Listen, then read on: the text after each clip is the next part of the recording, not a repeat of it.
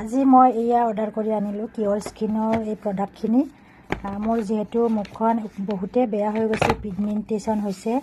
পেকিংটো ধুনীয়া কৰি দি পঠিয়াই দিয়ে আৰু যেতিয়াই লাগে তেতিয়াই মানে আহি যায়। মই 2 দিন আগত অৰ্ডাৰ কৰিছিলোঁ আৰু তাৰে পিছতে আহিছিলে। মই সেইদিনাখন ল'ব নোৱাৰিলোঁ। পিছত মই মেছেজটো চাই পুনৰ মই ডেটটো দিলোঁ, এদিন পিছতে আহি গ'ল আৰু সেয়ে আপোনালোকৰ ওচৰত মই দেখুৱালোঁ এইখিনি প্ৰডাক্ট।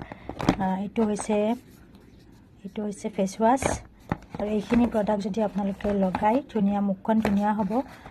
আৰু এয়া কোনো এনে অৰ্ডাৰ কৰিব নোৱাৰি। ডক্টৰে প্ৰথমতে মুখখন চাব স্কেনাৰ কৰি ধুনীয়াকৈ, তাৰপিছতহে পঠিয়াই দিয়ে।